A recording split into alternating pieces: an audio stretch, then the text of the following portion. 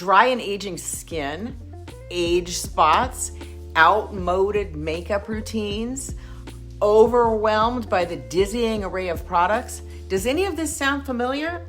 I decided to take action. I was actually overwhelmed by the options out there, so I wanted hands-on help. I found a makeup studio online near me that offers tutorials for a reasonable price. So today I'm going to share what I learned. It's been a game changer for me. I went from clueless to confident in the makeup department. Here's how it went. I showed up at the studio called Kiss and Makeup. It's in Los Gatos, California, with all my makeup, including stuff I'd not used in a while. And the owner, my consultant, Rebecca, went through everything and helped me decide what I could work with and what I needed to toss. And then she taught me what to do. I wanted a classic, natural look, which is consistent with my image. Nothing too crazy or bold, just an elevated look that enhances my natural features. So far, she's taken a look at all my stuff, and she says that I've got too much color on my face. I thought I was like trying to do more because that's what you're supposed to do, but I think I'm gonna find that maybe I need to dial it back and do something more with my eyes. So tell me why you're starting with the eyes. I always started with my foundation. I'm starting with the eyes so that it allows, if you have any fallout from the eye makeup, liner, eyeshadows, it allows you to completely clean up under the eye area and start fresh rather than trying to clean it up after you already have foundation and concealer. You're putting a little bit of pressure so that the lashes lift up. And coming from underneath the lash line to provide a lot of definition.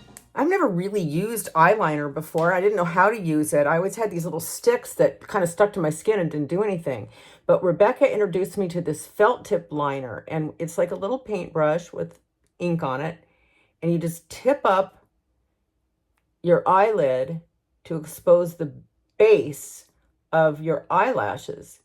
And then you just carefully dab on, little kind of paint / dab, a nice little simple line. I don't go all the way to the edge because it kind of catches there and like gets into my eyes. So it just doesn't need to go all the way to the edge, but it just gives a great definition. This shade right here is just a little too orange based. Same with this. This was what you were using for your liner. Yeah. Orange is what yellow and red. Yes. It made your lash line look red and irritated. Oh, so no. I think this whole palette is a little too warm for you. Yeah. Now it's time for eyeshadow. So I'm going to start with this. It's a shadow base, and I had never used this before. I had tried it. I heard you're supposed to do it, but I always had ones that irritated my eyes. But this one's got a nice little tint to it, so it can serve as the whole base for my eyeshadow and kind of the lightest color that I'm going to use during my makeup routine. Now, I'm going to just do the other side, and in order to apply the rest of the makeup, I do need brushes. But for this, I'm using one of those sponge applicators, and you can just get those at a local at a local dime store. But you do need brushes, and so I bought a selection. I had some, but I bought a selection from Sephora, and they're not very expensive, so just get them online, super easy. The actual color that you use for makeup really depends on your coloring, but this is a good one for me, kind of earthy tones. So I'm going to start with the lightest colors for the eyelid itself. So here we go. I'm just going to coat this brush and then apply it to my eye. Okay, here we go with the light color, and I just am gonna kind of cover the whole eyelid and maybe a little bit above that to give it a nice coat. So the next thing is you put a dark color right in the corners and just pushed it right into there. Now, will it be blended at some point? It definitely could be, but I don't think we need to. You just kind of just pushed it in there to give it. So the purpose of that is to give kind of shape the eye, giving it a little bit of a smoky effect in the outer corner. Yeah. Okay, great. Okay, so what's been working for me on this is I start with putting some of the darker color up here. I bring it down a little bit in the corner and then bring it out to the sides and then down. And then I'm going to pick up some more to kind of put in the corner here. And this is all part of the process of giving that shadow and definition to the eye. So that went on nicely. I do kind of a blend of a medium and a darker brown, but nothing too dark for me because I'm quite fair-skinned.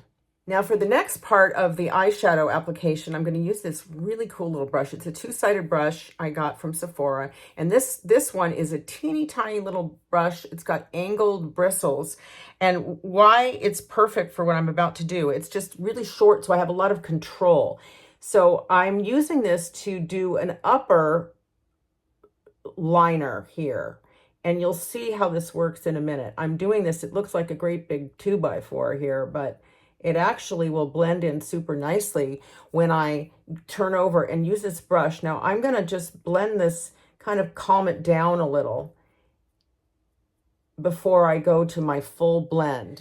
So now that I have my eyeshadow on, I need to kind of blend it all so it doesn't look so choppy. And it just sort of lays into the eye nicely and gives it some pop. Now, when Rebecca did my eyes, she did a little more color in the corners. I tend not to do that, but of course, if I wanted more drama, I could. But my daily routine, I just want to keep classic and simple.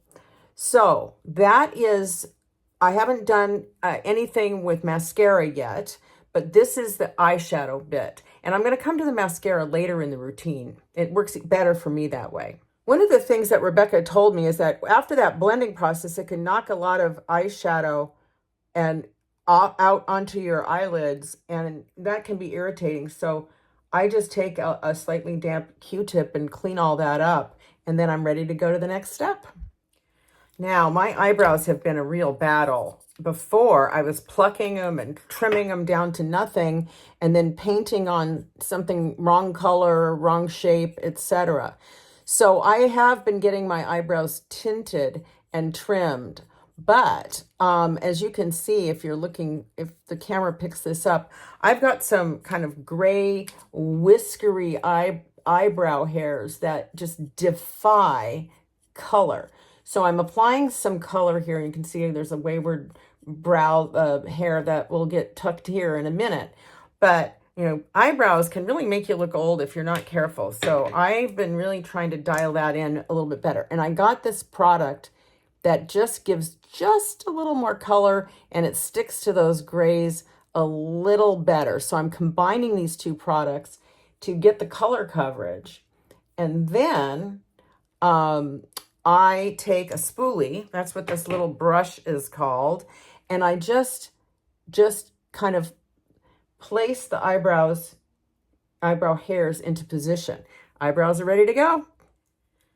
Now, my routine with Rebecca did not include a concealer. She just kept saying how great my skin is, but as you can see up close, it's I don't love it. But nonetheless, I use this concealer. As you can see, the color is fairly light, but my purpose in using it is to dial back kind of the red. There are spots that are just red, and also to cover some of my brown spots. And the idea isn't to like completely paint over the brown spots. The idea is to dial them down so they're not so obvious. And really, I think that's the whole art of makeup. And this one, it's great. And I'll again link all this in the description, but this one has this attached brush. You can do this with your hands, but I've actually found that I prefer to do it with the brush. I can kind of tap it in a little bit in places where I don't want to kind of, I don't want to spread it out too much. I want it to just sit on the dark spot, like right here. And then I just tap it in all around. And even if you can see a little streak here or there, it won't matter later because it's all going to get blended. But then I have a nice base to put more onto my face. So I just put in my contact lenses and then I can go on with the rest of it. The reason I put the contact lenses in now is I like to have the really close-up work that I can see what I'm doing without my lenses. And then I put in the lenses because then anything that happens to in the makeup routine afterwards that yeah, like I when I put on the makeup or the mascara, if I put on the lenses after that and something drips down on my face, then that's a problem. So here we go. The next step is a tinted primer. I don't actually use a foundation. Rebecca said I didn't really need it. And so I took her, I took her at that word. And so I got this foundation and it's got SPF in it, SPF 20. And then I just put like kind of a small pea-sized amount on my finger. And then I just tap, oops, I kind of got that a little high, but that's okay.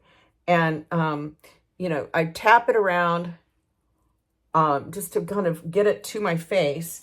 And then I take the other end of this sponge and I just blend it in lightly just to, I don't want to go to this area.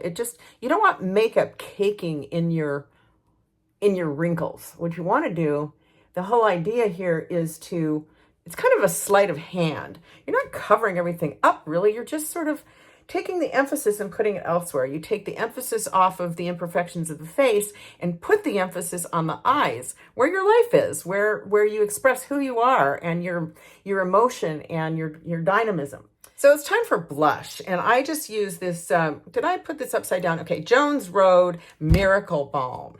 And this is a nice creamy color to apply. I think at our age, we need to use creamy looks as opposed to like powdery looks, because we don't want to look powdered and dry. We want to look lustrous and youthful.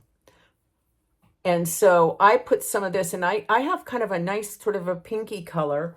And if I want to add some drama to that, then I'll pop on, this is kind of a combination lip and cheek color, and I'll just pop some of that on here to give a little more drama to the color and just put that in. I might use that, for example, if I'm going out or if I'm going to record a YouTube video, I want to have a little more going on the cheeks. So here we go to the mascara. I use this Clinique mascara. It's what they call like a tubing mascara, which it just sort of coats the eyelash as opposed to like flaking stuff onto it. I had a problem years ago where I was using a mascara that was actually flaking off into my eyes and irritating them. So I've been using this Clinique mascara for quite a few years now, and I really like it. It's working well for me, and it's easy to put on, and there we have it. So I'll finish the other eye, and then we'll look at lip color. For every day, I just like a really simple light touch on the lips. I want something on the lips that, you know, gives polish to my look. So I start with just a simple, clear lip gloss. And this is City Lips. It has some kind of like plumper in there, but it's not like really dramatic. I can't really feel it plumping, but a little help in that department is good for us at our age. And then I use that same thing I used on my cheeks on my lips, like this. Super easy. And there you have it. And so with that, I have a very simple classic makeup routine. If I want to glam it up a little bit, I can put more dark in the corners here. I can also do like I have this lip liner, which is red, and a wonderful lipstick that looks fabulous. And that is it. Keep it simple.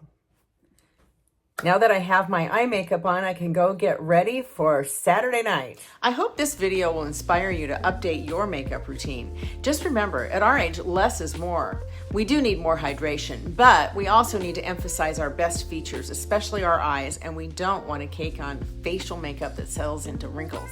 The focus is on natural tones and lightweight formulations, not to cover everything, but to dial back the imperfections and emphasize our best features. I hope that in the comments you'll share your own makeup journey, the challenges and the victories. And please do hit thumbs up to like this video, subscribe to my channel, and check out my other videos here on Thriving Gracefully. See you again soon.